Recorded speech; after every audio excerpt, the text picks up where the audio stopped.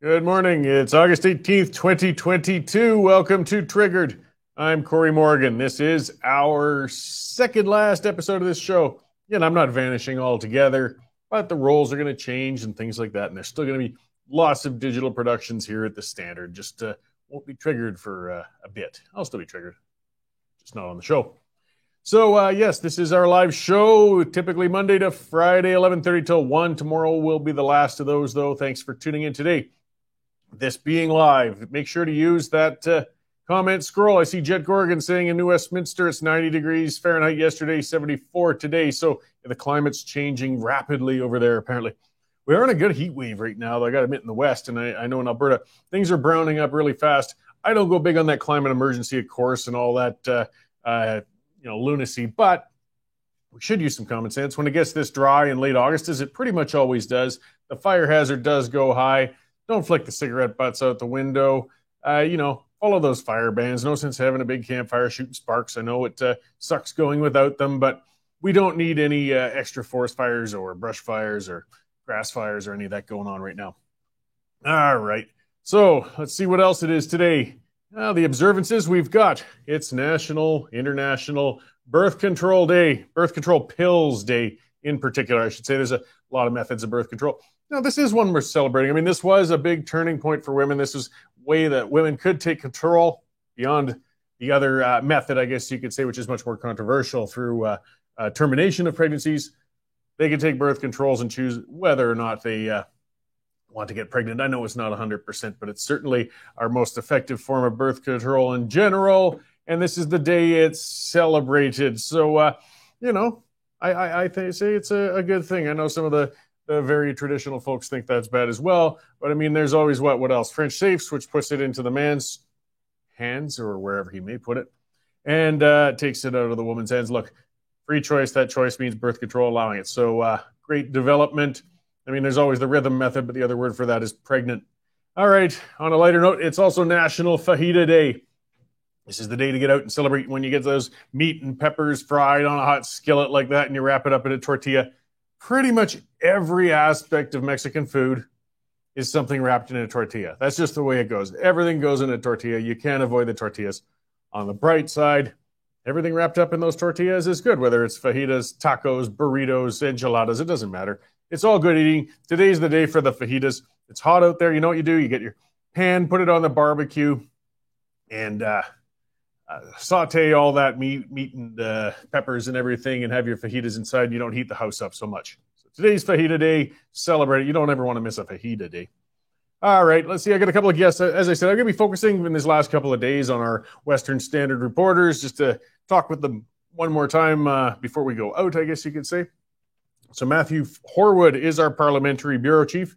I'm going to talk to him first in a little while. We'll talk about some federal issues, politics, news, all that good stuff. And then we'll go to the next guest, will be Arthur Green. He is our Alberta legislative reporter covering all things Alberta. We'll check in with him and see what's happening up there.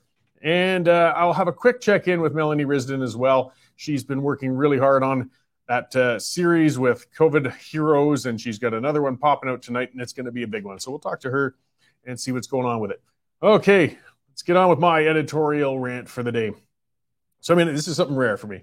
I have to give a little credit where due to the CBC. They actually ran an excellent piece a little while ago on how the lack of private property ownership on First Nation reserves puts Indigenous entrepreneurs at a disadvantage in securing credit for their business ventures. And private home and land ownership has been essential for many people in building personal equity, and it can be used for retirement, business startups, or handing their wealth down to their children. People living on reserves are deprived of that ability, though, to build wealth that way, and it's a key part of why poverty and inadequate housing are chronic issues on reserves. Employment opportunities are limited on reserves already. They're often in isolated areas without easy access to broader markets. The prime employer on most reserves is usually the government, and it's often little more than a work-for-welfare program. Ambitious citizens on reserves, and there's lots of them, are drawn to self-employment because of this. With new opportunities in virtual businesses, there's huge potential for business startups, even on the most remote of reserves. Even virtual businesses, though, need capital to begin with, and there's the problem. I'm not a fan of banks, and I've dealt with the frustration of tight lending practices when it comes to small businesses. When my wife and I opened our pub, we had to use non-traditional lenders, And even after maintaining a perfect credit record and making profit for 5 years, we still couldn't qualify for a company credit card. We had to use our own. We never would have been able to finance the pub if we didn't have a home to use as equity to back it up. I don't blame banks. Business loans are high risk, particularly in the hospitality industry. And that's why a system of equity-based loans has evolved. Now, reserve residents don't have that ability. If a person lives on a reserve and defaults on a loan, there's no property a lender could seize to recover their costs and loss. People passing through reserves often wonder, why are the houses often in such terrible condition, even though they appear to be recently built? Well, when a person doesn't own a home, they have little incentive in maintaining it or trying to add value to it. I mean, have you ever put premium gas into a rental car? Citizens on reserves live in their home at the whim of the band council. It's not their property, and they could actually conceivably be evicted from it on a whim if they caught the eye of the wrong council member who wanted a home for his cousin. They don't own it. They're basically in there, and the council controls it. Now, home equity is an integral part of retirement savings for many people. And First Nations people are often trapped in a cradle-to-grave dependency on government support. The ability to own property could break them out of that cycle. The article to CBC, it did note that there are fears that private property would be sold to non-reserve people if it was granted. So what? That's the point of private property, the ability to do with it as you please, as the owner. How long do we want to maintain these poverty-ridden racial enclaves we call reserves anyway? What sort of future is there for citizens in these failed models of collectivism and dependency? Reserves should be divided up among the citizens so they may choose individually what the disposition of their land may be. Many, if not most, will stay, but they'll have the means to pursue business initiatives or the growth in their personal equity through property as everybody else does. The culture and community and reserves won't vanish if citizens are allowed to own property. And let's not pretend the cultures are doing really great as the reserves are sitting right now. First Nation citizens can own private property if we just change the Indian Act. People are under the misconception that the state of reserves or First Nation policy is set in stone somehow, that the Constitution or treaty obligations prevent it. That's not the case. The Indian Act is what guides these policies. Like any other piece of legislation, it can be amended or scrapped if the political will and courage to do so can be found. The status quo with First Nations isn't acceptable. Despite constant injections of more and more money, living conditions remain deplorable. We need to radically change and reform the entire system, and individual property ownership will be key to those reforms. It won't be easy, and it won't happen soon. But if we see the state broadcaster willing to broach the issue now, we can see the cause isn't necessarily hopeless. So that's what's got me going there. Yes, it's a way to make some changes. And, as I said, there's a lot of misconceptions. Somebody mentioned treaties or something. Look, read the treaties. I posted them on my own blog. They're simple documents. There's not much to them. And most of it is just defining the boundaries of the reserves. It doesn't say that they can't own property or any of that. That's all the Indian Act. Totally separate. Treaties are simple documents. One of the things in the treaties that they constantly called for, though, was an obligation by the government to educate the natives' children. Well, that was the beginning of the residential schools, and they signed on for it. But that's a separate discussion as well. So, okay, that's what's got me going today. Let's talk to our news editor, Dave Naylor, and see what else is going on out there. Hey, good morning, Corey. Good morning, Dave. Hey, I'm hopeful that the fact that you're leaving will end the string of milk thefts in the office. I've got nothing to do with it. I mean, the big benefit you're going to see is probably a reduction in flatulence at the shared desk space that we have together. I'll grant you that. But I don't drink milk. I can get testimony on that one. All right. Yeah, it has been a smelly couple of years. But, hey, big news in the world of hockey, especially the Calgary Flames. Calgary Flames have signed free agent center iceman Nazem Kadri from the used to play with Colorado Avalanche, won a Stanley Cup last year. Flames have signed him to a reported 7-year deal worth $7.5 million a year. So that's really strengthening the Flames lineup. They're now very deep in center, so they're going to be a team to watch this year for sure. And speaking of hockey, there's a nutcase NDP lady out there, Zerillo, I think is her name, from BC. She tweeted that, hey, you know what? Because of climate change, we should remove all indoor ice. It's really creating a lot of climate change and emissions. So I don't think that's going to go over well with the millions of hockey players, figure skaters, curlers, speed skaters, ringette players, and on and on and on that have fun on ice and indoor ice in Canada. But we'll see how that does for the NDP. Jonathan Bradley's got a story on Yale, that prestigious university. Their medical institution is now helping transition kids as young as 3 years old into different genders. So that craziness continues.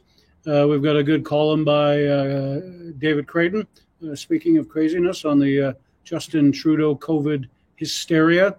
And we have the potential to have a doctor serial killer in Ontario, Corey. A doctor is now being charged with 3 more murders in elderly patients at the hospital that he worked, bringing the total number of charges that he's facing to 4.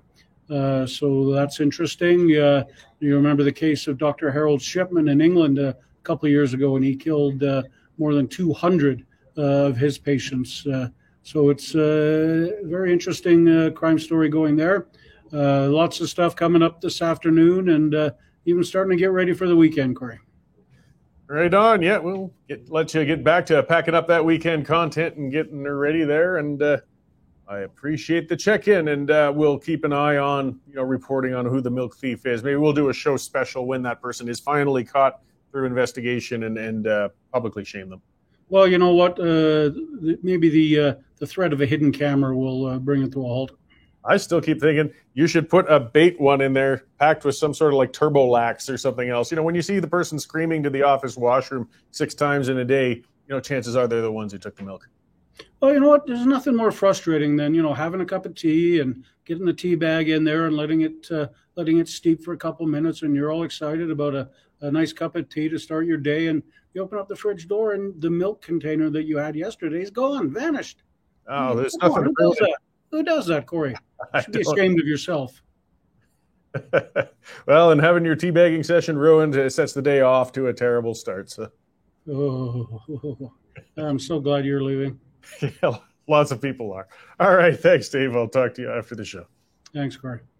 That is our news editor, Dave Naylor. And yes, he's been frustrated. It has been an ongoing office thing. Everybody working in office environments knows about that. There's always somebody, right? There's always a sandwich thief or a leftover pizza thief or whatever, or the person who deposits foods in there and forgets about them, and they turn into bio experiments that have to be periodically contained as hazardous waste and taken out. But here, apparently, milk just doesn't last more than a day or so, and it just vanishes. And of course, nobody takes credit for its disappearance. So, we'll see if that issue ever gets resolved. So just want to like to remind everybody, too, that, again, all of these stories, they're coming out as they're breaking.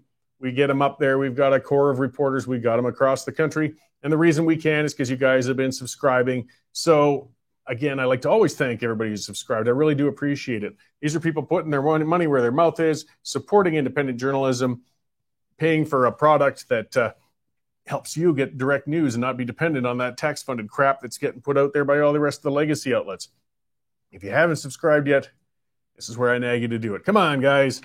$10 a month. $99 for a year, full unfettered access, all the columns, all the articles, all the rest. And then we can keep expanding, fixing up this studio space further, getting more reporters, and of course, getting better product out to you. So check it out, westernstandard.news/membership. Take out a subscription. It's a free trial. You'll find it worth it, and you'll keep your subscription. Okay, as well, we advertise. I should run that ad while I remember, too. There's an event coming up. It's with the Alberta Prosperity Project, and here's a quick ad to tell you what it's about. On Thursday, August 25th, the Alberta Prosperity Project and Rebel News are hosting a special UCP Leadership Dinner and Forum at the Edmonton Convention Centre. We're asking the UCP leadership candidates tough but fair questions, like how will they protect our rights and freedoms from the United Nations Agenda 2030 and World Economic Forum's Great Reset? How will they fight the climate change initiative? And how will they counter inflation? You won't want to miss this event. Get your ticket today at www.albertaprosperityproject.com. There you go, guys. Check it out, albertaprosperityproject.com. There's an event coming up in Edmonton. Okay, let's look at some of the comments I see from Pamela Jones-Kenny asking if I have that rant available in print or online. Yes, some of them I convert into columns that I use later. Some of them are just something I write in the morning, before the show. In the case of that one, that's one I am going to turn into a column. It'll be going up on the weekend. So it'll be in the opinion section of Western Standard online there, .news. So yeah, it will be going up there. Print, yeah, we don't do the paper thing here, as tempting as it is. Janet Crandall asking, where I'm going. It's not everybody's been here every day. So we did announce Trigger is going to be winding down, and we still got all sorts of other digital stuff coming up. And I'm stepping back. I was the full-time opinion editor. I still am until next Tuesday. And I'm still going to be with the Standard, but I'm going to be now just a contributor, back to being a columnist and stuff like that, rather than full-time. Part of it, I kind of explained last Friday's show, actually. I spoke on it at length. It's just kind of been tiring me out. Coming all the way up from Pritis, I'm just not a suit and tie 9 to 5 kind of person. We gave it 8 months. It's been really great around here. We've really developed this show. We've had a fantastic audience. But it was just time to move back from that daily live production like this. But we're going to have more stuff. And I'm not vanishing. I'm just changing my role, that's all. And Tracy saying I should keep up my rants at Western Standard. I will. As I said, those columns will be coming out. They won't be on the digital, but you'll still be able to read them as I write them. And I've always got lots of crabbiness and vitriol and grouchiness I'll be able to share with everybody. So let's see what else we got going on in the news. That's an interesting one with the NDP member in BC. It really shows how wacky those guys are and out of touch with reality. Oh, they're actually going after something as iconic as hockey and rink space in Canada.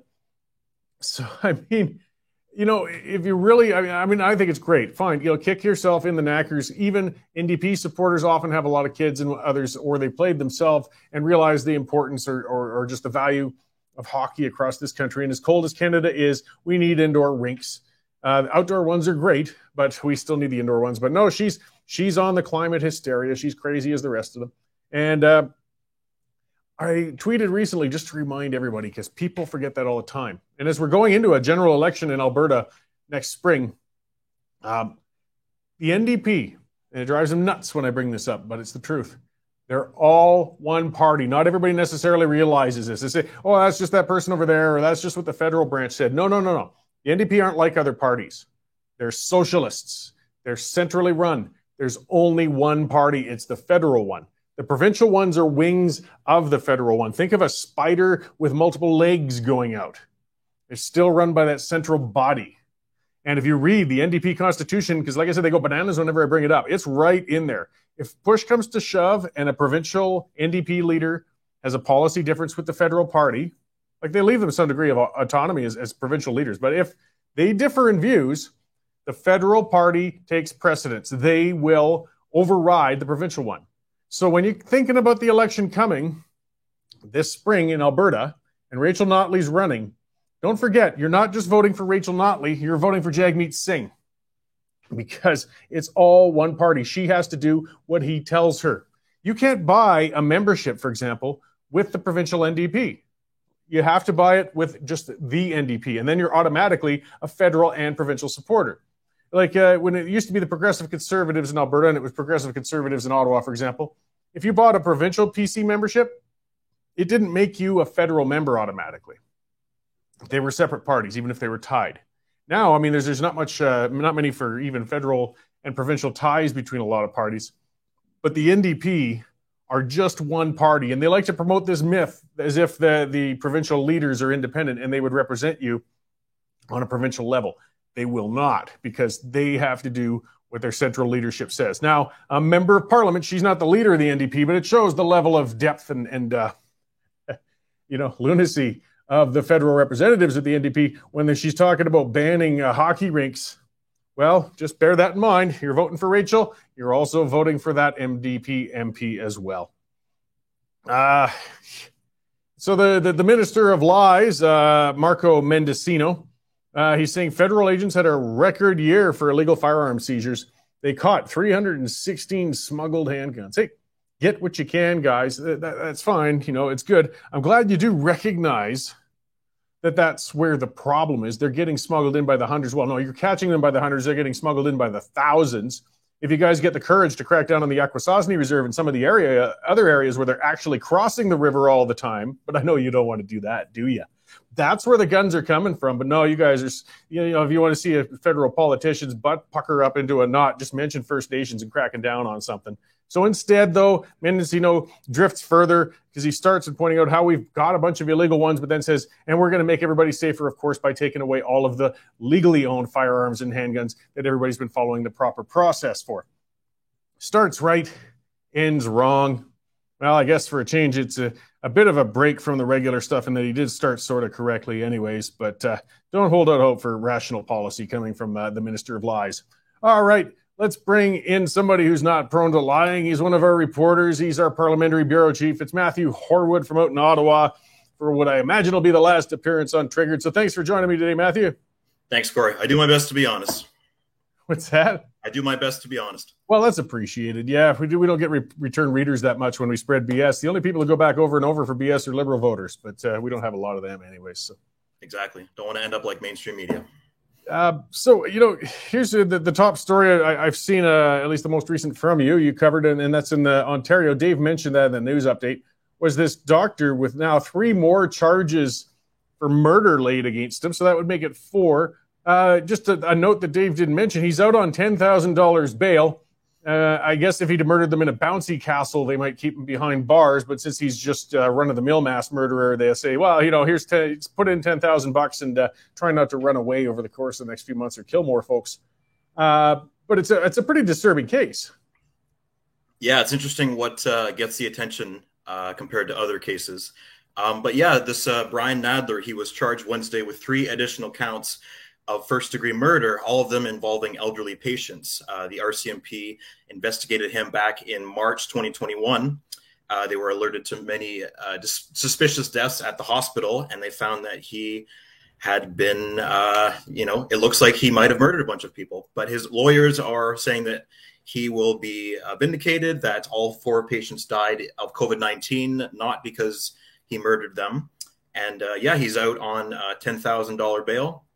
He needs to notify the police if he changes address, and he cannot work. Obviously, he has lost his medical license. So we'll see what happens with that case. Very disturbing. We'll see how many more victims might end up appearing.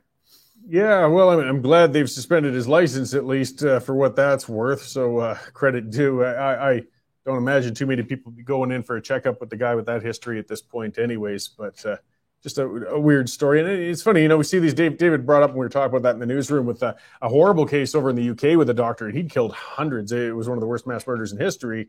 I guess just if you're some kind of psychopath who wants to get access to people killing seniors, it slides under the radar. It's just awful. We'll see what happens when the facts come out, I guess, in that.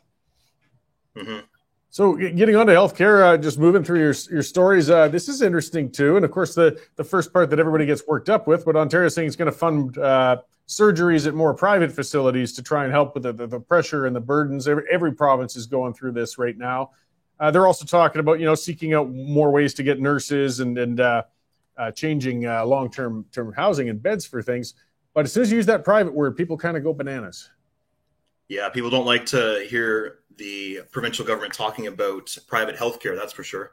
But they're talking about covering a number of different measures, covering the exam registration fees for international trained nurses. They're going to send patients waiting for long-term care beds to a home, not of their choosing until one opens up. So a couple different, and of course, as you said, trying to get surgeries done in more private settings. So they have a lot of measures to handle this tremendous backlog of healthcare workers. But the main problem, and I've spoken to a couple nurses, and this is what they say, is that there just aren't enough nurses to work. So many of them are considering quitting. They are worn down. They don't see an end in sight for this, these backlogs and this huge increase in medical conditions that have been hitting them. And this winter looks like it's going to get even worse, Corey. One of them I spoke to, they said that a lot of nurses are considering going into the plastic surgery business because that's where the money is. And that would be obviously much less stressful than being in what are essentially war zones, these hospitals this winter.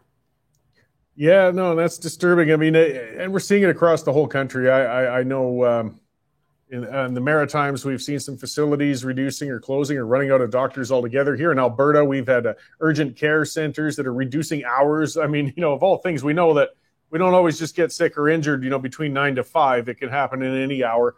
But all of these facilities are desperate. They're just running out of resources and they don't know what to do any longer. For sure. It's definitely not just an Ontario problem. It's all across Canada, all across the U.S., across the world, I would imagine. I mean, you look at every business has a help wanted sign. So why would hospitals be any different, especially when you're going to be going through the things nurses and doctors go through with such little pay? But it'll be interesting to see how they handle it this winter. My heart goes out to the nurses. It's going to could be dicey. Yeah, well, let's look at you write some stuff out. It's kind of it's federal, but it's on the international front as well. So Canada is committing to send a bunch more funding to Ukraine. Mm-hmm. They are going to send $450 million to buy heating oil. They have already sent $2 billion to date to Ukraine. And that's all well and good if you want people to stay warm in the wintertime. But you should also consider, Corey, that Ukraine is rated one of the second most corrupt country in Europe, just after Russia. And out of one transparency index, they were ranked 122nd out of 180 countries for corruption. So my question is, how much of that money is going to be actually going towards heating the country, and how much of it is going to be misappropriated to be lost to corruption, to go to support the country's billionaire class? But of course, that's not something that's really appropriate to talk about. You can't bring up Ukrainians' corruption problem. You can't talk about the neo-Nazi battalions that Canada is indirectly supporting. And you can't talk about what Amnesty International pointed out and finally confirmed, was that the Ukrainian armed forces were essentially using their own citizens as human shields. So they are unpopular narratives to talk about, but it's not, the world isn't black or white, Corey. Not every you have a war between two countries. Both sides are going to be doing some pretty unsavory things, and it's too bad that taxpayers' dollars might get just lost into a black hole of a country. Yeah, that's always a hazard. I mean, whether it's a third world place or a war-torn place, or again in Eastern Europe, where they're still shaking off kind of they moved on from the socialist rule of the Soviet Union and into, often as we see in Russia and the Ukraine, it tends to be run by gangsters to a good degree, or a semi-democratic sort of state. And then when you send funding for those, countries, that, even though they are in need, it's rare that it gets down to the ground where a person initially intends it to be. Exactly. There's no mechanisms to make sure and to ensure that all that money goes to where they say it's going to go. And there was a case of the wife of a Ukrainian MP that was found fleeing the country with a suitcase full of, I think it was 25 million US and European dollars that they just had in a briefcase. So you wonder where that money might have come from, what it should have been used for, and whether a lot of our tax dollars might end up in similar situations, in some suitcase flying over the border with some Ukrainian, billionaire's wife. Who knows, right? Yeah, well, it's quite a mess just over there in general, and in Europe in general. I mean, it kind of, if anything, we might have to be sending, well, I hope we don't, but sending foreign aid to Germany to try and heat themselves. I mean, I don't think this was your story, but they were talking about buying firewood to keep people warm this winter because their energy crisis is getting so acute out of there. I mean, if it's a cold winter in Europe, there's going to be problems in every country out there this year. Exactly, Corey. I did actually mention that in one of the stories I wrote about Germany. They're going to have a horrible winter. As you said, the Google searches for firewood are exploding because Russia has basically shut off, or nearly shut off, the pipeline of oil going to the country. So all these German cities are talking about different measures to save energy, which is dimming street lights, shutting down gyms and other recreational centers, talking about cold showers. I mean, it's a really dicey situation for Germany, especially made worse by the fact that they have a serious drought in the country that is going to make things even worse. So, I mean, who knows? Maybe we'll be sending aid over there as well. But all of Europe, it's a really dicey situation. Yeah, or even rather than sending aid, it'd just be nice if we had liquid natural gas terminals like most of the developed world that has liquid natural gas reserves or gas reserves, and we could actually be exporting it to countries that could purchase it. But I guess Canada's being the Boy Scout, so we're just saying let them burn wood. Yeah, exactly. It's really too bad. It is.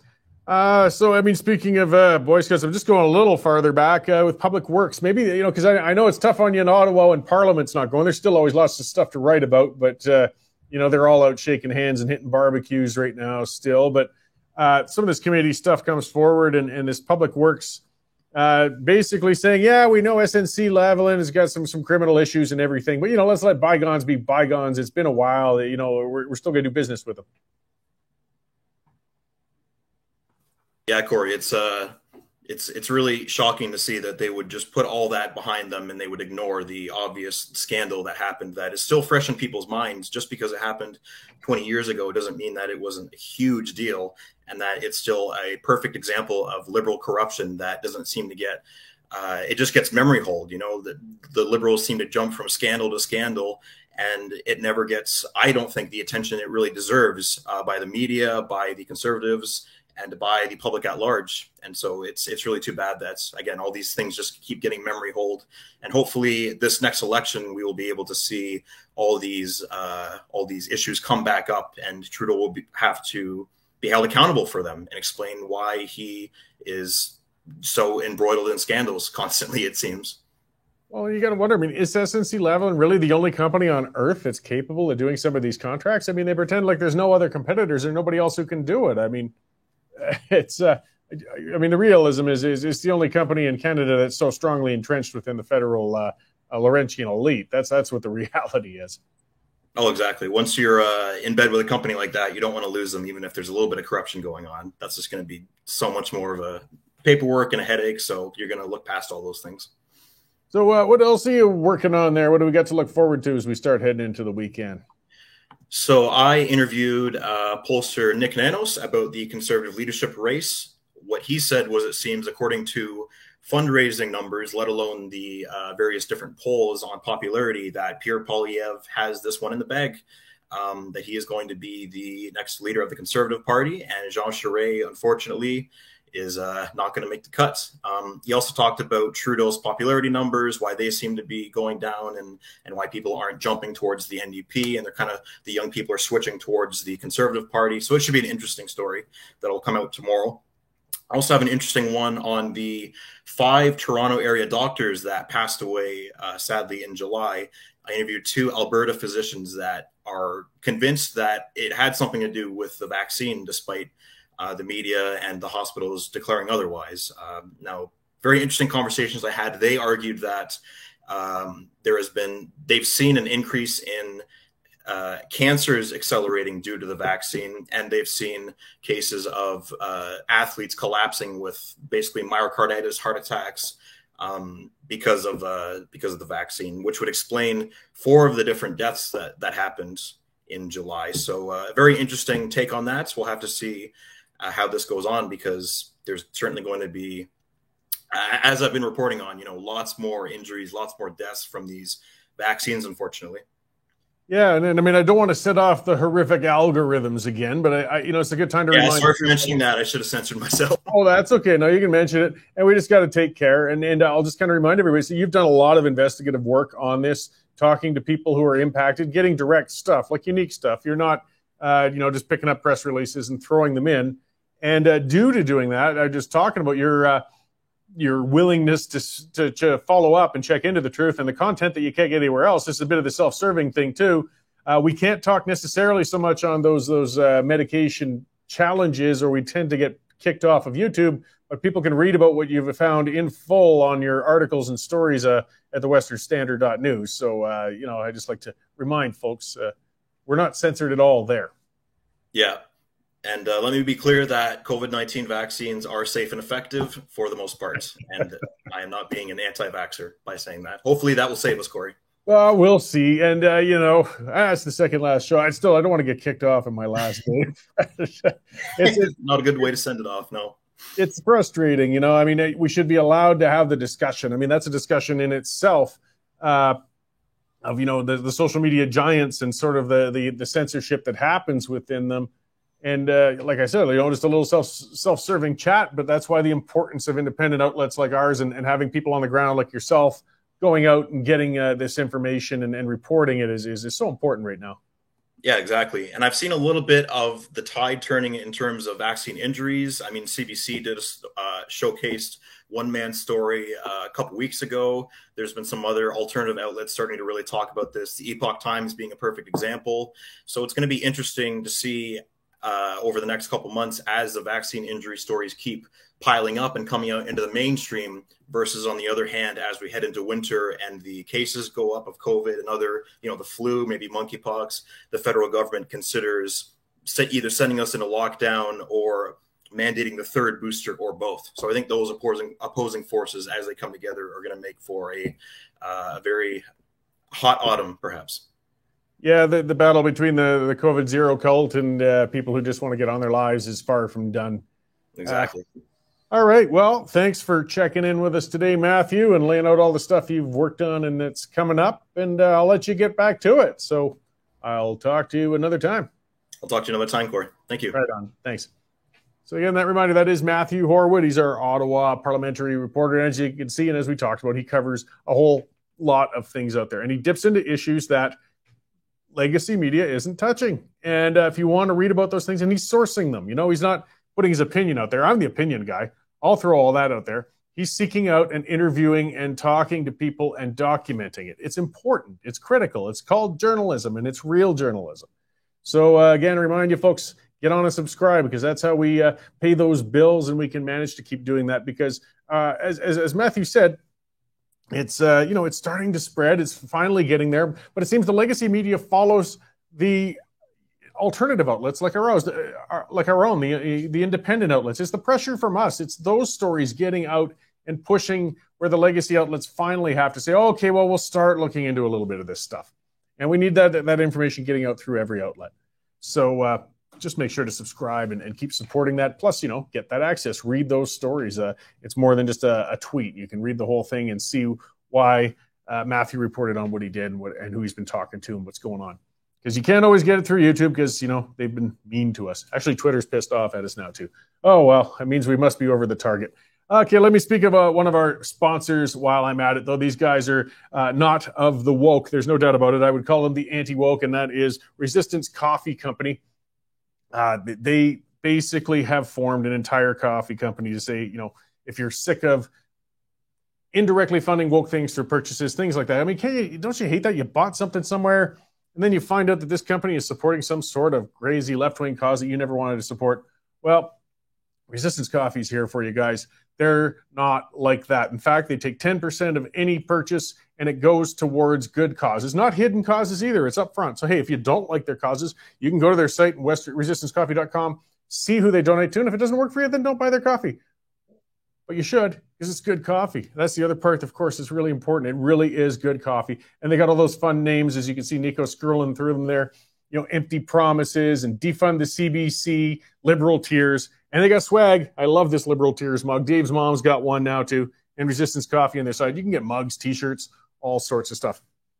Get out there, guys. It's a Western Canadian company. They ship it right to your door. It's practical. It's convenient. It's good coffee. And you'll get another 10% off if you visit and go to resistancecoffee.com/triggered, and it gives you 10% off that first purchase. So check them out, resistancecoffee.com/triggered. Get some coffee and support some good causes. All right.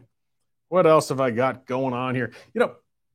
Something a lot of people aren't talking about, maybe because it's a bit of a morbid approach to things, but it's true. Because it's not just the healthcare system, for example, as to why we're being overwhelmed all over the place. Our health facilities are just, it doesn't seem to matter how much we spend on them, they can't keep up.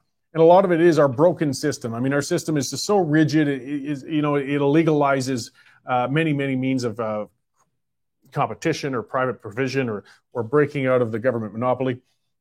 But another problem, and a financial problem in general for us and in healthcare, is, well, the baby boomers are all getting really old right now. And I'm not trying to get into some age dispute or anything. I'm just talking about demographic realities. So people who understand the baby boom happened just after World War II. Those soldiers who came back with a pretty virile and in a good mood. Plus, there were some boom times happening in the 50s, and times were good. And there was just a whole whack of kids were born over the course of 10, 20 years there. And I'm a Gen Xer, I guess, if we're going to identify generations, but there's the boomers. And it was a large demographic segment of our population. And that segment, though, has been working its way up. One of our most productive segments, getting up into the 90s even. But now that tide's kind of turned, they all started retiring. And instead of pumping money into the system, now they're drawing out again. And again, not blaming them, but now you're cashing your RRSPs. Now you're collecting your pension. You're not paying nearly as much in taxes. And the other part that's just a reality of aging, and I'm not saying we should cut off medicine or anything, is it's in our final years when we use the vast majority of our healthcare resources. You know, when you are in your 80s and 90s, my God, I've got a grandmother who's 103, but she's in a full care home. And I'm glad they're caring for her, and she's on a great number of medications and needs a lot of help to get through. And I mean, that just rises as we go. So we've got this very large segment of the population now that need very, very regular medical interventions, doctor's visits, medications, care centers, nursing homes, that all takes skilled medical professional help in order to maintain them. Well, maintain, that sounds so cold. Keep them alive. Keep them in a decent standard of living, you know? And we do as good a job as we can with it. And it's not like the old days either. It's not so simple as the old days the way it used to be is, I guess, you know, grandma and grandpa will move in with the kids and help raise the kids while the family goes out to work. You know, that's the old style of a family unit, and it doesn't put the pressure onto public services as much. But this is where we are today. This is where I'm pointing out a challenge, and I have to admit, I don't have an easy solution to point to in this case. I know we can fix things up. We can definitely make them better. And, another one of our areas is long-term care facilities for seniors and others are, here we go, Sylvia. Now, let me get there. Sylvia. What? I beg your pardon, Corey. What's wrong with baby boomers? I didn't say a damn thing's wrong with baby boomers. I'm not starting on an anti-age thing. I'm talking about realistic demographics, okay? Let's not get into this. Let's have the discussion without getting defensive the second it starts. I'm not shooting at the boomers. And as you say, what about the boomers that are still in their home because they don't want to be a drain? I know. And I'm glad they are. But as they get in their 80s and 90s, most can't maintain it anymore. So we've got to start talking about how do we deal with it? How do we best keep that high standard of living? I like seeing some of the initiatives with home care, getting people out so we can keep seniors in their homes as long as humanly possible, because that's where they want to be. And it's still far cheaper for everybody else if it's short visits. But the LinkedIn user saying, wondering if assisted suicide for geriatrics is going to be legalized, and those Swiss suicide pods. I know. You see, I'm not proposing at all going down that route. I mean, we've talked about that before. I'm not a man of faith. Hey, I think this is what we got. So we want to stretch that out as long as humanly possible with a decent standard of living. So, let's do so. But we got to start having some discussions because we have, a demographic pressure that's building and coming up right now because of that. That's just a reality of what's going on. Jet Gorgon's bringing up a good point, saying I'm a boomer and I don't care how it still works in the trades. Yeah, I mean, there's some of the things that are really good too, though, is as you see the articles all the time, 80 is the new 60 or things like that. Like people are living longer, they're healthier longer, and they can stay in the workforce a lot longer. And most of us want to. It depends on the person, but I'm not in a rush to retire as long as I'm able and physically capable, mentally capable. I want to keep working. Maybe my idea will be different, when I'm older. I don't know. But when we're talking about dealing with healthcare challenges, pressures, and so on, we have to, as I was saying, it's a sensitive subject. Then people get defensive and they get upset. But we got to have the discussion because it's not getting better for not talking about it. And with any luck, we all get there. So help the seniors of today because we're going to be the seniors of tomorrow. This is all in our interest. Paradoxy saying we struggled with my father's dementia for 2 years with no help from home care, 2 hours per week. It's worse than useless. Yeah, and that's, the publicly serviced one isn't necessarily good. There's private services that provide that are better, but not everybody can afford that. And in a case, eventually, when you get things like dementia and so on, then eventually, often, you need to have that person go into a full-time care facility. So let's talk about it, though, because, again, we're getting a case of our whole country running low on tax-based resources for many, many reasons. But this is among them. I'm not trying to blame the boomers, so everybody don't get your backs up. A demographic reality is not blaming somebody for something. It's pointing out something that's happening, and let's make it better. Sheila Gray saying, high standard of living? Are you kidding me? I'm not sure which part you're speaking of. I want it to be a high standard of living. We've got room to improve on it. We don't want to be warehousing our seniors, the people who raised us, the people who brought us where we are today, and just keeping them alive. We want a standard of living. We want it to be decent. And it's very, very expensive. That's a reality too. So how can we make it more cost effective? How can we make sure that as many people are cared for as possible in an affordable way, and and trying to make those last years as good as possible? And Paradox is saying we knew it was a demographic time bomb coming, and we fiddled. I think there's a degree of it. We kind of knew it was coming, but we don't like talking about it. It's one of those things we're squeamish about. We don't like thinking about it. You want to see discussions. I see Jane commenting in there. Yes, my wife saying, Corey loves boomers. He's married to one. Yeah, Jane's a year or two older than me. And actually, when you cut the cutoff line for who's a boomer or not, she falls into the boomer, and I do love her dearly. So either way, these are discussions we have to have. And you want squeamish, I'm terrified of death. Oh, absolutely mortified of it. And I avoid discussing it whenever humanly possible, particularly with my own. But it doesn't matter whether I want to talk about it or not. Eventually, it's coming for me. And likewise with seniors. I'm just saying this. It's another step or another portion of what we've got going on right now. And I'm talking from a fiscal point of view or a resource point of view. We got to start discussing these things because we have a healthcare system that's falling apart right now. And I want to see a lot of reform for it. I want to fix the care system as much as we can, but we also have to look at how we deal with these things, because we can't avoid them whether we want to talk about them or not. Here's an interesting thing. Speaking of government coming after our resources, our hard-earned money, our things, and that's our homes. We've heard that a number of times, and we know it. The government is eagerly eyeing, I spoke earlier of the value of home equity, how important it is, how empowering it is, and how we're robbing our First Nation citizens of that empowerment and that means and mechanisms of savings. The government wants to steal your home equity. We've reported on that a number of times. I mean, we know they do. They keep putting out study after study with the Canadian, the CMRH or whatever that government branch of real estate. And they keep talking about how they can come up with a home equity tax on your primary house. They want your equity. You don't keep sniffing around and trying to find ways to do it, and then they always get caught, and they pretend, no, we're not coming after your equity. One of the steps where we could see that those liars want our home equity is they desperately want money, our money. CMHC, thank you, Paradox. Darned acronyms. Is it they've been getting, the revenue agency, when you file your taxes, you have to report the sale of your primary home. I mean, they don't take any part of it, but they've already put you in the habit. If they're not going to tax it, if it's not taxable, it's none of your damn business. We don't need it in there. You shouldn't have to have it in there. You will get fined $8,000 if you don't tell them about a sale of your home. Why?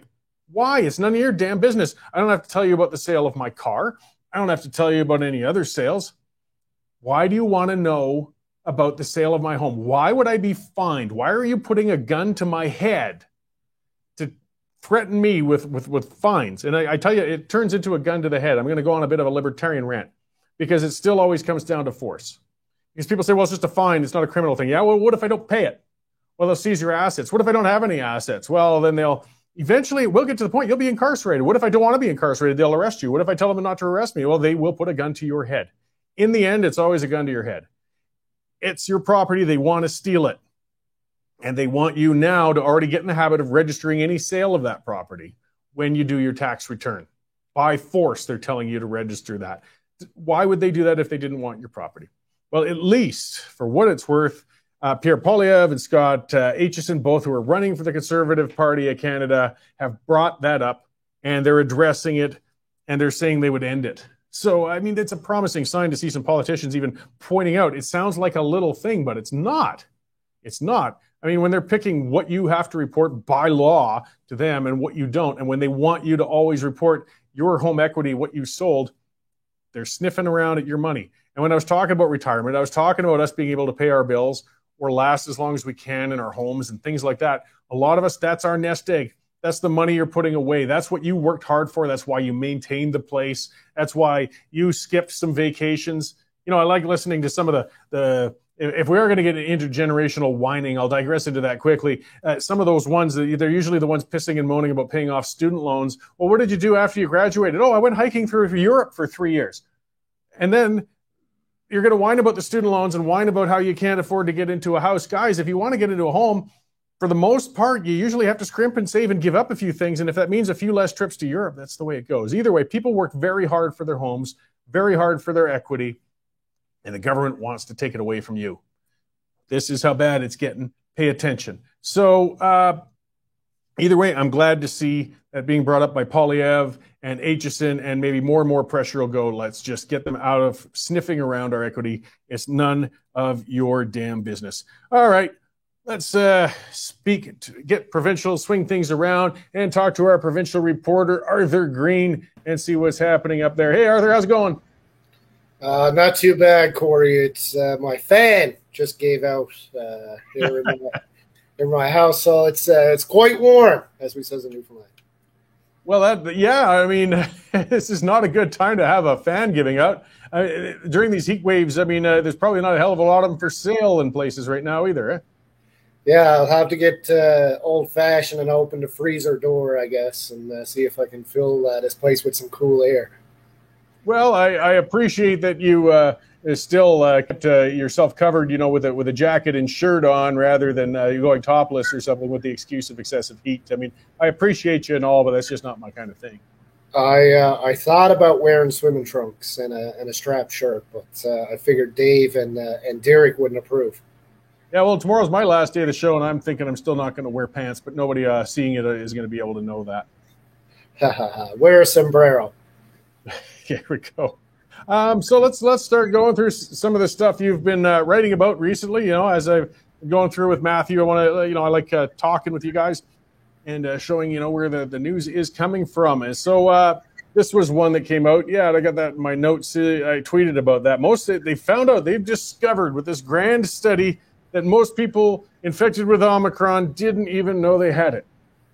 Yeah, it's a surprise to me, Corey. I mean, we all know with COVID, a lot of people showed symptoms, and then there was other people that had the variant Omicron that actually didn't know they had it. It was published by Jamal Network Open, and Cedars-Sinai researchers actually found that 56% of people that they studied that had Omicron was they didn't know that they were actually infected with the virus. So it just goes to show how scary or how much impact the virus is actually having. I mean, if you don't know you got something, it wouldn't seem to change your day, Corey, I would believe. Yeah, it's just, bizarre. And I mean, I don't want to dismiss. I mean, it's very, very serious for some people. It seems to hit often people who had pre-existing medical conditions. It has to be taken seriously. And I know other people who have caught versions of COVID and been very sick and laid up. But we've also got this Omicron thing. I mean, that's what the last lockdowns were all about and all of that. And guys, this was less than a flu. What was that, Corey? I was just saying this was even less than a flu for many, many people. I mean, for the worst pandemic it seems to be in modern history, you would expect it would have had some rougher symptoms for most. I mean, the mainstream media continues to fearmonger and, pump out stats and tell people to follow the science about COVID and Omicron. But again, this study said that, over half people that had it didn't know they had it. So it can't be too serious, Corey. I wouldn't think. Well, we'll see when that ever finally fades out. I suspect there were some people made a heck of a lot of money selling COVID tests as well. So, there's a good motivation to make sure everybody knows they have it, whether or not they can feel it. So let's see the next one down. This was kind of interesting. I mean, I spoke with a member of the union that represents the RCMP. They're pretty upset with the potential of a provincial force coming in. They've had quite a strong campaign against that provincial force coming in. But at least when asked directly, the RCMP said, they're willing to work alongside a government provincial force if one came in. That's right, Corey. And, earlier this week, the Alberta NDP called the blueprint released by the UCP a boondoggle and saying, nobody actually wants this in Alberta. However, the proposed provincial police force will add 275 frontline officers in the province of Alberta.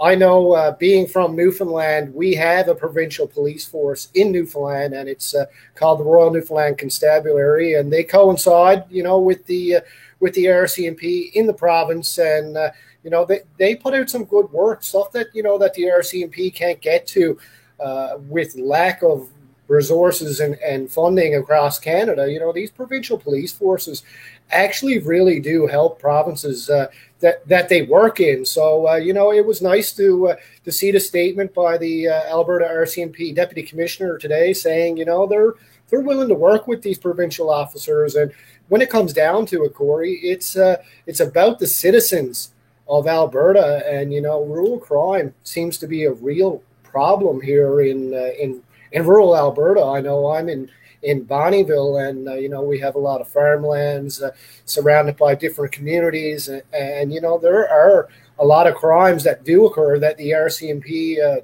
I won't say don't get to, but take a little bit longer to respond with policing priorities.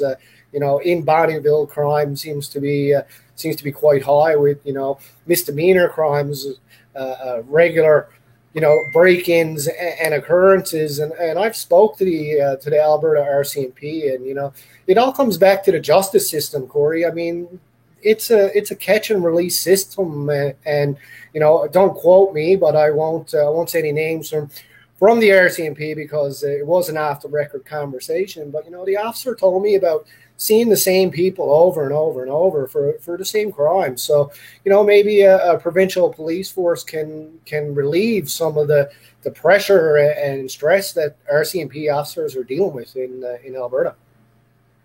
Well, that's it. And I mean, a lot of the case people are making, I know those studies, those polls that came out, for example, I reported that or spoke on that the other day. That poll was commissioned by the same RCMP union that doesn't want to see an Alberta provincial police force coming in, and then the poll that's saying that Albertans don't want this. And when you break that poll down, you found actually that rural people, even in their poll, still wanted it. And we can't forget that people living in the cities that didn't want it, well, these are people that already have city police forces. So what does it matter to you? You guys wouldn't know an RCMP car if you ran into it.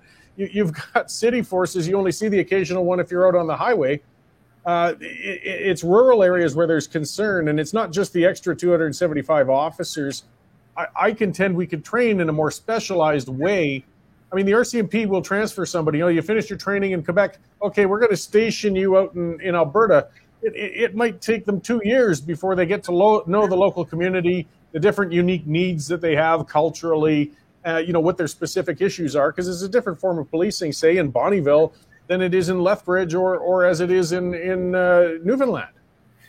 Exactly, Corey, and that's I very rarely state my opinion, trying to remain unbiased, but I totally agree with you. Like RNC officers in Newfoundland, they know the community, they grew up in the communities that they work in, and I would assume that a UCP creation of a provincial police force would do the same thing. When it comes to recruiting, I mean, they would recruit officers that, even so much as to say, recruiting, people with First Nations background to deal with, the different communities that the RCMP aren't used to dealing with, Corey. Well, yeah, and the other, frustration for a lot of us out here is that, and I'm glad you brought up Newfoundland, and just for people to point out that, why is it controversial when Alberta wants to do something when other provinces have been doing it for years? Ontario has their own force. Quebec has their own force. Newfoundland has their own force. When Alberta wants it, we're a bunch of assholes. Well, hang on a minute. Give us a break. We're not asking for something that hasn't been done before or that's beyond reason.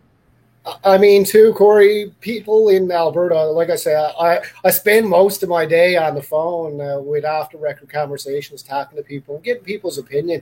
And a lot of people's opinion on the RCMP after the truckers convoy is, they've lost faith in the RCMP. We've seen a woman trampled in Ottawa by the RCMP, and, tractors fidgeted with during the Coots border protest. And, I think a provincial police force will be a good change of pace for Albertans, and, maybe can restore trust in peace officers and, their ability to police our local communities.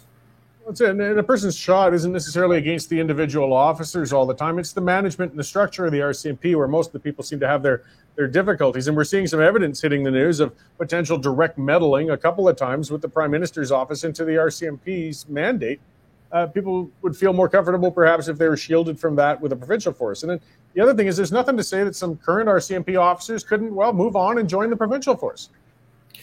That's what I was thinking too, Corey. And again, now the UCP hasn't really released how much it's going to cost, but I would assume as they add more and more provincial police officers, right now they're just saying 275, but in 5 years this could be a force of 700 or 500 officers. And I know Cold Lake is a city nearby here, and they just in municipal politics, they just hired another RCMP officer and paid for by the city to help with the crime. But I would assume that a provincial police force, once it's rooted in Alberta and people see the great work that they do, that they would, in Newfoundland they have a program at Memorial University which they actually teach these officers for the RNC, and I would assume that Alberta would look at the same thing, adding a policing program to the University of Alberta.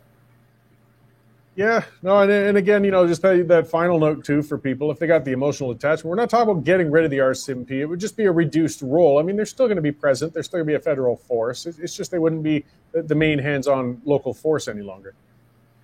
Yeah, that's correct. I mean, the UCP government is not looking to get rid of the RCMP. We're not going to kick them out of Alberta, but it's a great chance, I think, for Alberta to reduce its crime rate. I mean, the more the merrier, as we say in Newfoundland, Corey. And I think it would also be great for the youth of the province, who have considered going into policing, but not really as a route with the RCMP. And then maybe there's young youth that leave Alberta to go police in Ontario or police in Newfoundland or anywhere else, and maybe we can keep those people right here now and, keep the tax dollars in Alberta. Yeah, so let's pivot a bit to one of your stories from a couple of days ago. This is a bit of on a sad note, unfortunately, but it's the case. I mean, it's a good news story. He seems to be recovering, but that horse they've labeled Starvin' Marvin.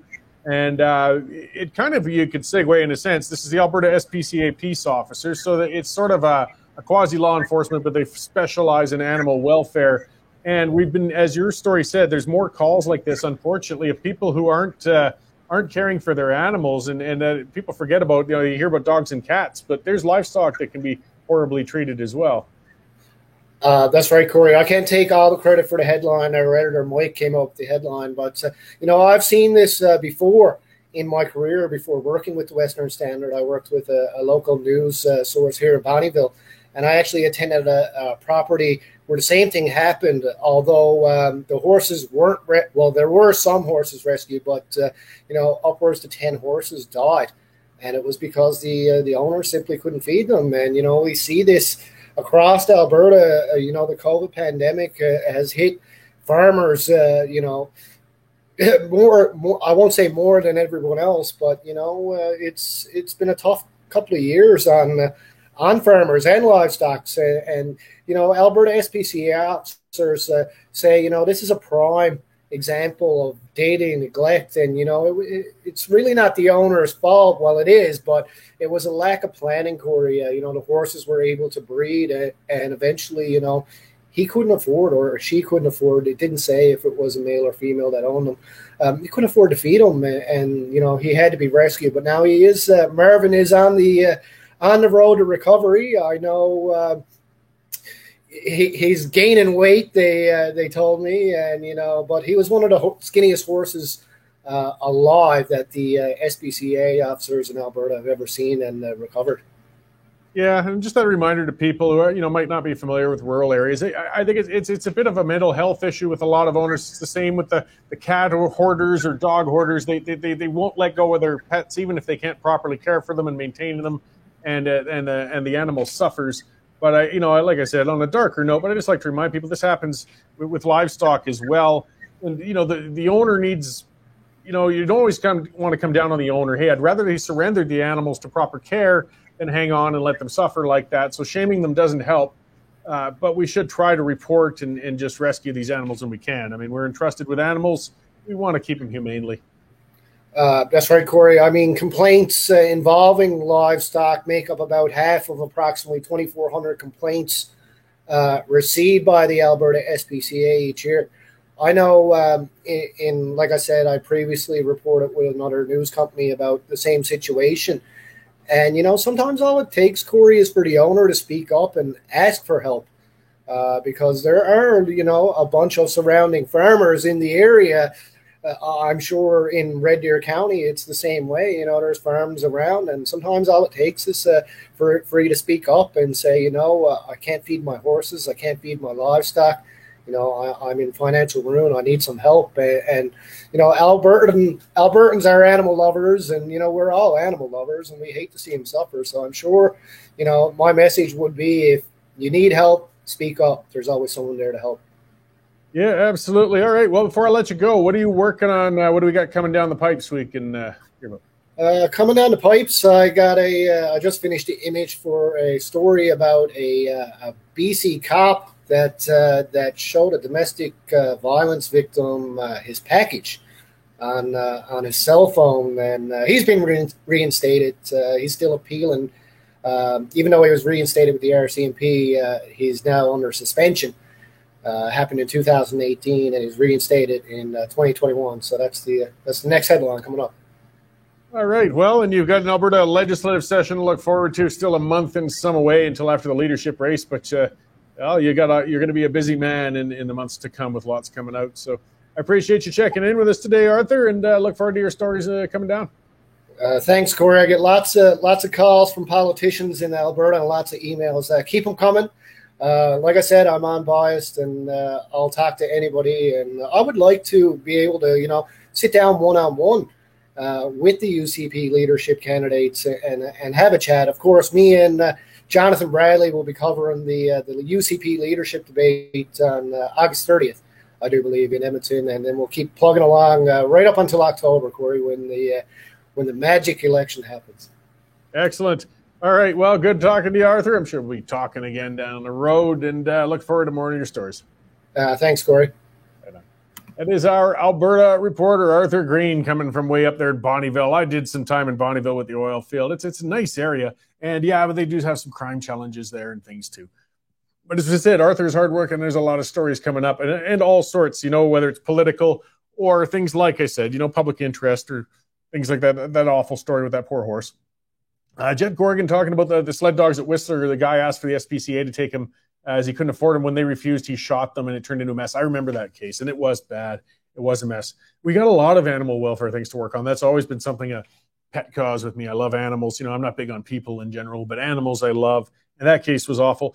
When I worked in the Arctic and in the North, the treatment of sled dogs in general, actually, by some of them, but I have a difficult time. I have to adjust somewhat. I'm used to household spoiled lapdog pets. Sled dogs are working animals, and they aren't treated quite the same, but they're also, some of them are treated just horrifically, to be honest. And we got to work on some of that. We got to work on things with livestock. And yeah, just saying that, you know, we'll take them if you can't afford to feed them. The resources aren't necessarily there. Rescues are loaded. They're full. Those are stories that are hitting all the time, every day, a lot because of peckerheads who went and grabbed pets while they were on lockdown at home because they wanted company. And now the pets become inconvenient and they've dumped them back into the shelters. I guess it's better than having the pet starving or neglected or abused. But please, people, think harder. When you're taking on any animal, the word I used earlier, it's entrusted. You're entrusted with the life of that animal. And it means you're obligated to be humane to it, to keep it well. And that applies to animals, that even livestock, if you're going to kill it and eat it later. I don't even have as huge an issue with the consumption of dogs in Asia on the principle of them eating dogs. It's how horribly they treat them before they eat them. You can raise an animal humanely for food later. We got a lot of things we got to do as people to get better with our treatment of animals. We climb to the top of the food chain. It's great, but it leaves us with some obligations. Pat pointing out, hay's expensive if you don't make your own. Speak out if you're over your head. And that's right. You know, we work with the animal rescue, and it gets frustrated with me, some of the ones we picked up. Jane and I posted pictures of one we picked up from a place, and the dog was, you could see it, the poor thing's bones pointing out through its back there, because we volunteered for a rescue and did some stuff, and you just wanted to punch the person who's handing it off to you. Like, how did you let a dog get like this? You sick. But if you shame them, you get in their face, then they won't surrender the next one. And then the dog just stays there and starves to death or gets beaten to death or who knows what. You still want people charged for animal abuse, but at the same time, if they are surrendering it to get into better care, you want to make sure you can facilitate that as well as possible. Let's talk about a sponsor as we move along here, and that's the Canadian Shooting Sports Association. And I'm going to segue into a bit of a rant after I talk about these guys too and some of the importance when we're talking about policing and things. These are a group that are there for you as a firearm owner, or if you're considering becoming a firearm owner, any of those things. And in sports, target shooting, there's Olympic sports for it. Or if you want to call hunting a sport, they call it sporting, fine. Or collecting. Any use of firearms, it's your business. If you're you're not hurting other people, you're law-abiding. But you need association. You need it to share resources with other firearm owners, whether it's upcoming shows, whether it's safe shooting practices, things like that. And most importantly of all, of course, protecting your right for that legal, essential, important industry and pastime of firearm ownership, because we've got a government that wants to take it away from you. They want to steal your guns. They want to take them away. They want to disarm you. And if you don't push back, they'll win. They'll win. They will take your firearms. It's frog in water. Slowly but surely, they're getting them off of us. They failed with the registry in the 90s, but they're not giving up. Now they're working through the handguns, and they're going to carry on. So you got to stand up for yourself. Safety in numbers, guys. I don't give left credit for many things, but it is in their ability to organize and push as a working group together. And that's why you as a firearm owner have to join the Canadian Shooting Sports Association. Become a member. It's not that expensive, and it's well worth it. Tony Bernardo is out there working hard for your rights. Check them out. Go to their website. Take out a membership. Canadian Shooting Sports Association. Google it. Check them out, or go to their website directly, cssa-cila.org. And yes, get a membership, guys. It's important. Let's see here. Okay, so yeah, I want to talk about firearms a little bit, because we're talking about policing, we're talking about rural, we're talking about the challenges. I mean, I'm not sure which one it was, Sylvia or somebody else pointing out that, a couple hundred officers isn't going to make that much difference in a province this large. Well, it helps, but it's limited, no doubt. Like, for us to get 10-minute response times living in rural areas, like I live right near the edge of the city, but I am technically rural. I'm served by the RCMP. It's 40-minute response times in my area, 40 minutes. And there's areas far more isolated than mine. And the amount of square miles that the Turner Valley Detachment has to cover with only a handful of officers is crazy. I'm not faulting them for being that slow. You can just only be so many places at once, particularly at night. But what we need to do is lighten up and let us protect ourselves. Let us protect our own property and our person. We do have those rights. I've talked about that on here before. We have them, but the police often don't like letting you know you have them. And Eddie Maurice was that example. He was the one in Okotoks. Again, he was the last line of defense. If you look back on the Western Standard videos, I did an interview with Eddie at his house, and you could see where the incident happened. He was home alone, 4 a.m. A couple of criminals were on his property, rifling around through things. He had a 3-year-old in the house. I think it was 3, maybe 2 at the time. Basically a toddler. And the guy, even though being warned and yelled at, came running towards Eddie. He got shot. He got shot in the elbow with a .22. Eddie was put through the gauntlet. The police showed up. They arrested Eddie. They put him through months of abuse, in and out of court, pressuring him, abusing him. They finally dropped the charges when they realized that, for one, they're not going to get a conviction with a jury in a million years on this one. And as well, public support was fully against the authorities on this one. They were furious.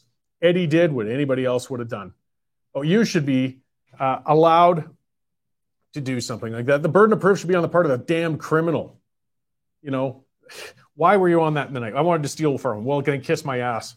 I don't think everybody should deserve to get shot for theft, but if you're going to take that chance, so be it. And as I said on that video, you would see the place where the shooting took part, 16 feet apart. It was right off the porch. Some people are saying, why didn't you fire in the air? Well, you can see he was in a covered porch. You can't. He'd shoot holes in his roof. And again, as far as I'm concerned, Eddie was defending his family. He could have been much more aggressive. He could have taken a much bigger firearm out. And that man who got shot in the elbow, a minor injury relative to things, could have ended a heck of a lot worse for him. And even in that case, I think it probably would have been justified. Not that he'd want to do that, but you've got to put your family first. We shouldn't be pressuring. Plus, let's talk about it. The bottom line is rural properties were targeted a lot because we've got an addiction epidemic. Almost every time when we see these guys, a couple of things are commonalities. For one, they're almost always had a long criminal record already, so the police knew about them. They've been in and out, in and out, in and out. And almost always they get caught with meth on them or something else of the sort. They're junkies. They're desperate, and they're robbing us. The reason they're hitting the rural areas, because they can sell it easily. Look, guys, when you're buying those things in the parking lot with that twitchy guy off of Kijiji or Facebook sales, you know damn well they stole it somewhere. Let's not beat around the bush. So you're supporting it too. These guys have more ways to move those goods than they ever used to. So they're stealing from those rural properties. They're not completely out of control, though. They can get that far and they can plan. So if they know if the chances of you getting shot or very badly injured by going onto these rural properties is very high, chances are they're going to reconsider their career plans. And we're going to feel more comfortable on our rural properties as well. So allow us to protect our property, and you won't need nearly as many police as we have. As it is, everybody's got to buy a backhoe to go with their firearm, and that's expensive, and it's a pain in the butt. And you don't want all that ground disturbance and everything. It's just not pleasant. All right, let's check in before I go on to some more news stories. I see her in the lobby there with Melanie Risden because, again, speaking of digital production, she's got another one coming out tonight, and it's going to be a big one. Hey there, Mel. How's it going? Good, thanks. Right on. So, yes, you've been doing your ongoing series with the COVID Freedom Heroes. And I think what might be your biggest of them all, they've been very well received, very popular. The big one's coming out tonight. Yeah, that's right. We're going to be releasing our seventh and last episode featuring Tamara Lich. And interestingly enough, I thought it'd be interesting to talk about a little bit of the background to this, because I had lined up an interview with Tamara. And we were set to do the interview on a particular day a few weeks back. And I waited for her to call. She was going to be calling in for the show or for the interview, and I didn't hear from her. And it turned out, as announced in the media that evening, that she had been rearrested. So we missed her just by a hair to have an actual sit-down conversation with her. She was rearrested, taken back to Ottawa, and kept in custody there again, and denied bail again for a second time. So we didn't get that one-on-one sit-down with her, but what we do have is a really good rundown of everything that she endured throughout the Freedom Convoy that headed to Ottawa in February, and then some of the follow-up things that have happened for her. Now, interestingly enough, she, of course, everyone knows she has now been released from jail, and she was in Calgary just last week for the Justice Center for Constitutional Freedoms award ceremony. And we had a chance to attend that, and I had a good long chat with her. She's wonderful. She's tiny. She's just this little kind of power ball. She looked well. She was in good spirits. But she was not able to speak with me on the record again because of her bail conditions. And in speaking with her lawyer, this idea of compelled speech or being limited as to what you can say about whom, it was mentioned that she can't say anything derogatory towards Trudeau and some of the other restraints that she's under. So it was very sort of tenuous to be able to have a one-on-one conversation with her there and quote anything from her, as far as the fact that it could be easily held against her and she could be rearrested again for even just speaking with the media. So kind of sad times to understand that, I can't even have a conversation with a fellow Canadian, a fellow Albertan who has sort of experienced something that she would want to speak about or share about. And we do include some of the comments that she had in her speech that she gave when she was in Calgary. So we'll convey some of that and some video highlights of her acceptance speech when she did accept the Freedom Award from the JCCF about a month ago, and some other clips of her throughout the convoy ordeal deal. So we'll have lots of things to see and hear from her. But unfortunately, I didn't have the opportunity to speak with her directly because of her bail conditions. Yeah, and it'll feel like forever, but eventually all this is going to be settled and be resolved. And like every other citizen, Tamara is going to be allowed to speak in public again. And I don't doubt you'll speak to her at that time. Maybe I will as well, you know. But in the meantime, it's going to be a great production, just showing the history and what's happened with her, and documenting that for people who haven't kind of seen it all in one package. So it's great. Looking forward to seeing that come out tonight and see it all put together like that. Yeah, we'll have that coming for a live watch tonight at 7 o'clock on all our channels. And then I was going to point out too, once that goes out, I'm going to put together a sort of a summary and have everything together so that you can go to one spot on our website and you can have access to all 7 of the episodes, and you can just see how the Western Standard has been very busy and very dedicated to the coverage throughout all of this when it came to, lockdowns, mandates, civil liberties, things like that. So yes, it's been a very interesting series to cover, and very rewarding.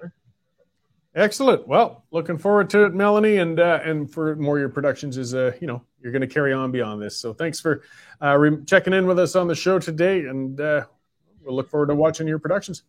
Thanks so much, Corey. Okay, thanks. That is the Western Standard's Melanie Risdon. You'll see a lot of her, of course, her stories on the website too, her writing, her news copy. And yes, that series she's been doing is fantastic. And tonight it's going to drop live. Some of you guys have been talking, where can you chat on the scroll? Somebody else mentioned the pipeline as well. So the way we do it, some of these things, yes, they're recorded. So we're not there live to respond to the comments, but the comment scroll is live when it drops as like a live feature. So you can talk with each other at that time when that's going. So Melanie's final one with Tamara Lich is going to be tonight. And as she said, it's going to be packaged up together. There's 7 of the episodes of these specials, and Melanie does all sorts of other interviews too. So as we're, Brian, good to see you there. And yeah, I'll see you again on other channels, I'm sure. It's just triggered. It's winding down. There's going to be lots more coming of all sorts of digital productions and things like that. And Melanie's stuff is well worth a watch. And we'll be seeing all sorts of things coming out. So set some time aside tonight, and you can see all of the past ones on our website and on our channels as well. Watch it for some of them. Some of them might be missing on the YouTube. Look on our Facebook channel or our Rumble one, because as I said earlier, some of our stuff has a propensity to get banished or shut down if we talk about the wrong subjects. Let's see. I'll close up a bit today with some more news stuff. Here's just following up on another news story. So speaking of corruption, speaking of our government, speaking of SNC-Lavalin, I was talking to Matthew about how, boy, this government's fixated on it, and how Public Works is still working with them, even though SNC-Lavalin has been found to be outside of the law at times. Well, here's internal records identified a Public Works manager, Sean Gardner, and he was the contact man for some SNC-Lavalin lobbyists who won a $150 million contract for pandemic supplies that nobody asked for. Strange. So yes, SNC-Lavalin got this $150 million contract for hospitals that were never requested by the Department of Health. No province asked for them. $150 million. And this was the man, Sean Gardner, apparently, who inked this deal. Maybe we should have a look into this. Maybe. It stinks. It stinks to high heaven, guys. Man, we work and slave and get taxes taken away from us, and this is the sort of crap it goes to. Third world tin pot, dictatorship type corruption crap. And I reported on that yesterday where Canada is on the bottom of the list for transparency when it comes to whistleblower legislation. They like making sure to cover up their tracks and, not allow any of this to leak out. But it's leaking anyways, and, man, it's just sick. Just sick. And they want to steal your house. These are the people that want to do that. So speaking of independence and things like that, this is where we got to go. One headline I saw, and I tweeted about it, and I got a little crabby about it. It said, Canada's oil patch is flush with cash. What are they going to do with it? Well, wait a minute. There is no Canada's oil patch. There's Alberta's oil patch. There's Saskatchewan's oil patch. There's Newfoundland's oil patch. There's BC's oil patch. There is no Canada's oil patch. We established that. Constitutionally, that's ours. The language is already changing. Because we know historically with Pierre Trudeau Sr., when he screwed Alberta in such a profound manner, it's Alberta's oil patch when the prices are low. It's Alberta's oil patch when we want to try and get our stuff to market. But when the prices go high, suddenly it's Canada's oil patch. Then they come in for the steel. The language is starting to change. And it's suddenly going to become Canada's oil patch again. And they've got to be called out for it. Guys, we're going to get robbed again. Trudeau's coming for it. They need money. They blew everything. It's a mess. So here's this big nest egg, and they're going to be coming for it. All right, tomorrow, guys, it's going to be the last show for Triggered. And again, I'm not disappearing off the planet, but it's going to be different. I got an interesting guest. His name is Zach Abdi. I saw him. He responded to one of my rants about the Liberal Party, the provincial one in Alberta. And it was actually a very positive TikTok response he made and upbeat.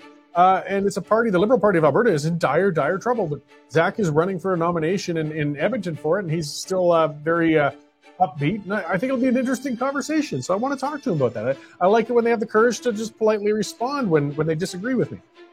And I'm going to have Chris Oldcorn. He writes opinion pieces. He writes news for us. And he's going to be coming on the show as well to wrap things up. And then, we'll see what else we talk about and rant about tomorrow, guys.